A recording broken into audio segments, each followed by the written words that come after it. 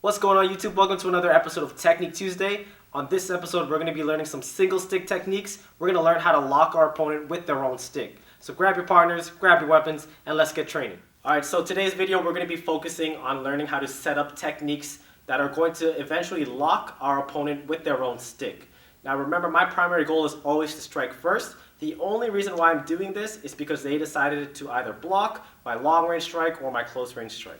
So I'm going to face my partner right here. I'm going to set up the reference point just so I can train. He's going to block my angle one here. I'm going to take my left hand, my safety hand. I'm going to grab onto the stick. Okay, so this is an impact weapon technique, which means I know this is a stick. I wouldn't do this to an edged weapon where it cut. So I grab the stick and I pass it down. Okay, once I clear it, I'm going to hook around with my right hand. I'm going to puño and I'm going to sell it. If I hit my partner, again, offense is my primary goal. But if he does decide to catch it here, nice firm grip, I bring the stick back and I place it onto the wrist. I use my hooking section, I press it down, and I lock him here. Okay, so when I have him locked here, I can release my left hand and I can punch. I can use my left hand to set up a disarm, or I can just maintain this hold and switch to my opposite hand to strike here. Okay, so from the other side, we're going to set it up with the angle one again.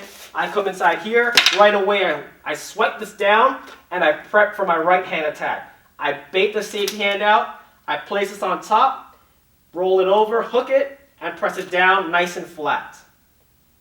Okay, so from here, I want to make sure that I do something because I can't stay here forever. If I just stay here, my partner's going to start headbutting, kicking, kneeing. It's going to get messy. Okay, so this will set up the next techniques. Two things can happen here. If my partner realizes how the lock works and he releases his grip on his safety hand, I'm going to lose it. Okay, so from here I'm just going to strike. Go back into my primary flow. Okay, the other option is when I get into this position here, he's going to let go of his live hand. Now he disarmed. Now I have two sticks to work with, and I flow my offense in double stick. Okay, so technique number two, we're going to work off of angle two. So that's a backhand strike. I swipe it down the same way, and I return with a backhand puño strike. So this goes to the face. Nice and tight. I'm going to bring the stick over the wrist, and I'm going to bring my puño on top, hook it down here, press it down. At the same time, I'm going to take my stick, and I'm going to place it down on the neck. Okay, so now I've locked him with his own stick once again on the backhand side. Okay, so from the other side, angle two, drop it down here. Bait the hand out. This comes over from the right hand side. I hook on top, press it down nice and flat. I can hold the stick. We have tons of options here. If I let go, same concept. I can use my left hand to strike, set up another disarm, use that to disorient. If I maintain the grip, my partner has two options again. He can let go of the left hand and I strike. Okay? He can also, from this position, let go with his live hand. And then again, I have the lock here, or I have the disarm here. Okay, so now I can go offensive, or I can stay in that lock as well. One of the important things is when I'm setting this up, by the time this comes down and I'm ready to bait, this should already have a decision if it's coming up or it's staying down. So when I bring this here, this is already halfway up, so I can hook it fairly quickly. Okay, I don't want him to know that I'm moving the stick. If I cut it up, 1, 2, 3, and he realizes that I'm still holding the stick, he's not going to let me bring this up. He's going to try to fight it here. Now I'm in a stalemate. So I want this bait to distract so I can bring this up fairly easily to ensure I get the lock in. So following this technique, if I want to go and advance, because remember, I can't stay here. What I'm going to do is I'm going to place this on the neck, and what I'm going to try to do is I'm going to bring my left hand across his neck, grabbing it on the other end of the stick, and then I'm going to sink my elbow inside for the choke. Okay, so what I'm doing is I'm locking the hands, maintaining that, and I'm also grabbing here, causing this lock right here. This can be my end position. Here, I can stay and I can possibly choke him out, or I can maintain his posture a lot better from here. If I get into this position and I want to go for the submission, okay, and he's too far, what I'm going to do with my hand still here, I'm going to drag him a little bit and then shoot my stick up. That way I'm a lot closer. I want to use the blade of my hand, so that's going to be from my wrist to my forearm. I want to use that to push against the head so I can force this position. I don't want to be nice here. I don't want my arm doing this, and I don't want to be changing up my grip. I'm going to be asserting myself. I'm going to push this in and go for the choke. Okay, so for my last technique, I'm going to be doing an arm bar. I'm not going to target the wrist anymore, but I'm going to set it up the same way as I did the last technique. So I go angle number 2 here, swipe it down the same way, and then I bait it the same way. Again, same time this is occurring, this is going to start to pass it behind my partner's shoulder. Okay, once that happens, I'm going to hook it, and then I'm going to twist it just like a steering wheel. Get him to a half armbar submissive position, and I keep this flat. I press if I need to, but I don't want to go too low. If I go too low, then I'm putting too much effort, and then I can't continue after this.